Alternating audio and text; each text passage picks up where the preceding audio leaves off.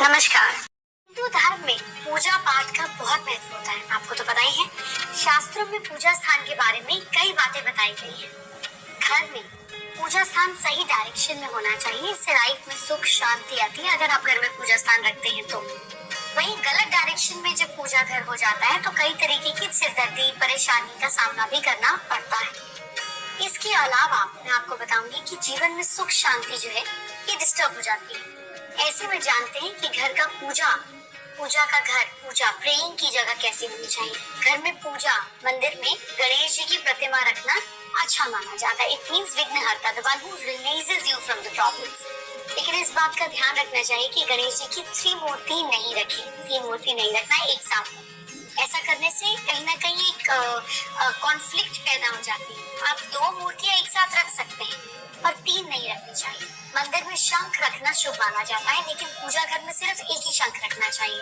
अगर एक से ज्यादा पूजा घर में शंख होता है तो बाकी शंख किसी पवित्र नदी में रख सकते हैं या आप मंदिर में दे सकते हैं। पूजा के घर में पूजा का जो स्थल है मंदिर में रखी मूर्तियों की प्राण प्रतिष्ठा नहीं की जाती है। ऐसे में इसीलिए घर में बड़ी मूर्तियां नहीं रखनी चाहती, मैक्सिमम 6 इंचेस ऑफ मूर्ति।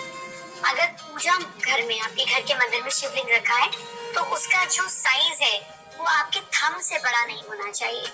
अगर पूजा में आरती करते हैं तो इस बात का जरूर ध्यान रखें कि दीपक में घी या तेल जो है वो एक अच्छी क्वांटिटी में हो, क्योंकि पूजा के बीच में दीपक बुझना अच्छा नहीं माना जाता। पूजा में हमेशा साफ और क्लीन फ्लावर्स का इस्तेमाल करना चाहिए, हर श्रृंगार के फूल को छोड़कर, और कि सभी पेड़ से तोड़कर ही चढ़ाया जाता है। नीचे गिरे हुए फूलों को नहीं चढ़ाना चाहिए। शास्त्रों के मुताबिक तुलसी के पत्ते 11 दिनों तक बासी नहीं होते। ऐसे में पहले तोड़े हुए तुलसी के पत्तों पर जल छिड़ककर आप भगवान को अर्पित कर सकते हैं और उसके बाद खुद कंज्यूम कर ले उनको, because it is good for your body. अगर आपके दिमाग में बहुत सारे आइडियाज हैं लेकिन आप उन्हें कर नहीं पाते, एग्जीक्यूट नहीं कर पाते, तो अपने हैंड राइटिंग में चेंजेस कर आप उन्हें एग्जीक्यूट में ला सकते हैं, माइंड का पैटर्न चेंज कर सकते हैं। अपने G,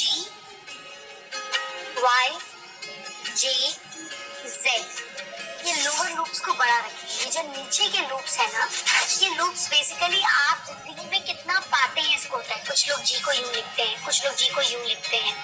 तो जब तक ये बंद नहीं होगा आप अंदर से सामान निकाल कर ऊपर लेकर नहीं आएंगे। तो इस चीज को एक हैबिट में फॉर्म करें।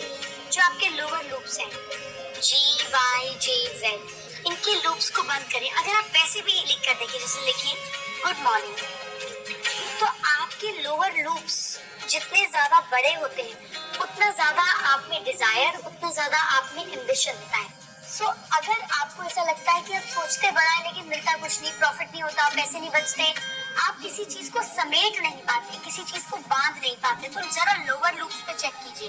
अगर ये खुले हैं, अगर ये हाफ ओपन है, तो जितना इनका कैपेसिटी है उतनी ही चीज को आप होल्ड पाएंगे। तो इसलिए if this is what you desire, try make a practice की रोज जी को ऐसे करके लिखेंगे ताकि आपको लोअर लूप बंद करने की आदत रहे और आपकी ब्रेन का न्यूरॉन पैटर्न चेंज हो, ताकि जो आप सोच रहे हैं उसको आप मैनिफेस्ट कर पाए।